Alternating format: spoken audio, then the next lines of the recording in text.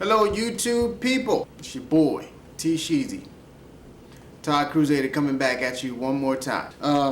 People have been asking me to do this Forever Jones guitar tutorial, and I never had any intention of doing one. I just liked the song and I wanted to play it, but people kept asking me, so I said to myself, I said self, and then I said, you should do that Forever Jones tutorial. And I said, yeah, you should. People want me to do it. So here I am doing it. Now the sweet thing about today is I shall teach thee how to use the capo. Now the capo is a cool little tool because it allows you to play in one position while sounding like you're playing in a different key.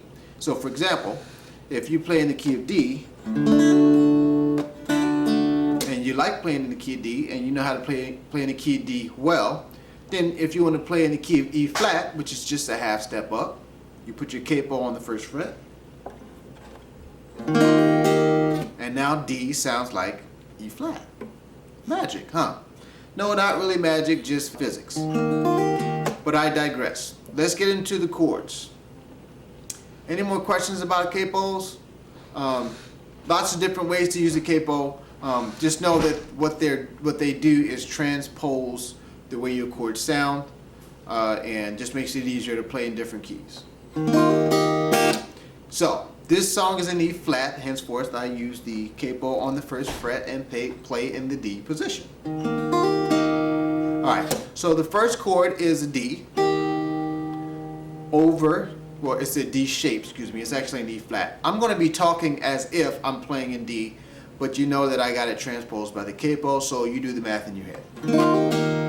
So I'm playing a D shape here, and then I'm playing this G. I'm grabbing that G over the top of the neck with my thumb. Now this is basically the only way to do this chord and get all the notes in there.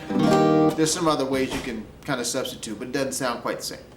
So anyway, I'm reaching over the top of the neck, grabbing that G, and I'm playing a D shape on the bottom strings. Then I go to an a G shape, which is in this case an A flat. Then I go to an A shape, which is in this case a B flat. Alright, so just to see it in sequence. Alright? You do that a couple times. Then the last time I go to this B-7 shape. Now this B-7 shape is not playing the top string, second fret on the B string, on the A string, open on the D, second fret on the G, third fret on the B, open on the E.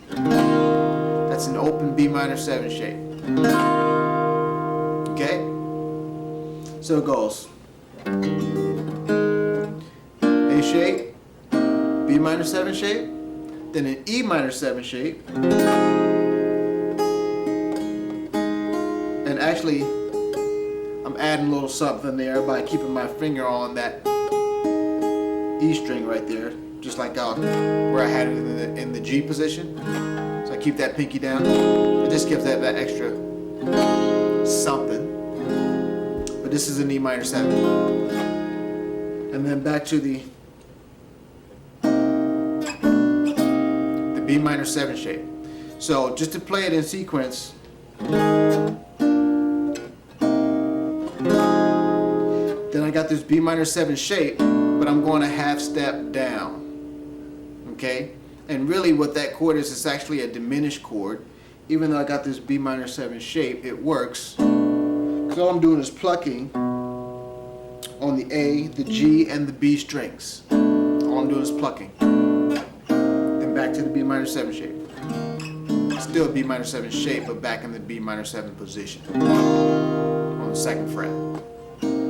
Alright, so that's that part. Then, love me,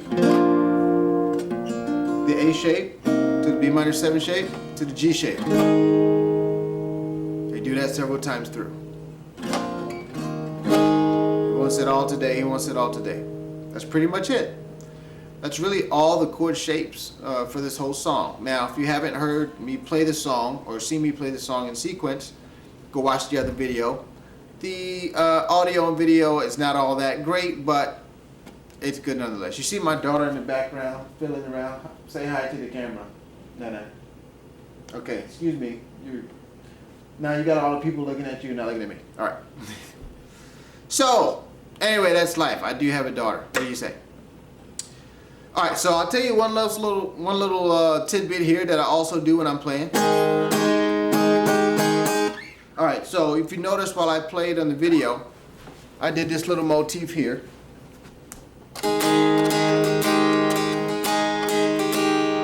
Blah, blah, blah, blah. All right, now that just gives your chord movement. That gives your playing, especially when you're strumming, a little more juice on it. A little more stank on it, if you will. Just gives it a little more flavor. You always want to kind of think of different ways to create different melodies in your strum. So all I'm doing is I'm muting the A string.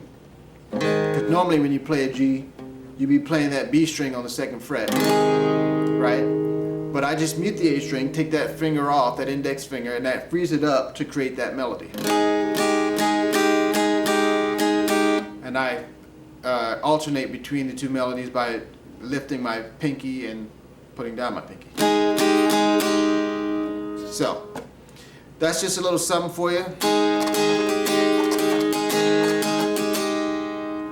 Go practice, go get better, and love you guys. Got more good stuff coming up here soon, so stay tuned and tell a friend. Now, couple things. Inevitably, people ask me after I do these tutorials, hey, can you post the tabs? Unfortunately, no. I can say to you that I try to make these tutorials as simple as possible. If you can't follow what I'm doing, then you probably need to practice simpler tutorials and really learn the basics. These tutorials are actually basic, very basic. I'm not playing complex songs, I'm not playing chords that are strange or where you got to stretch across 5 frets.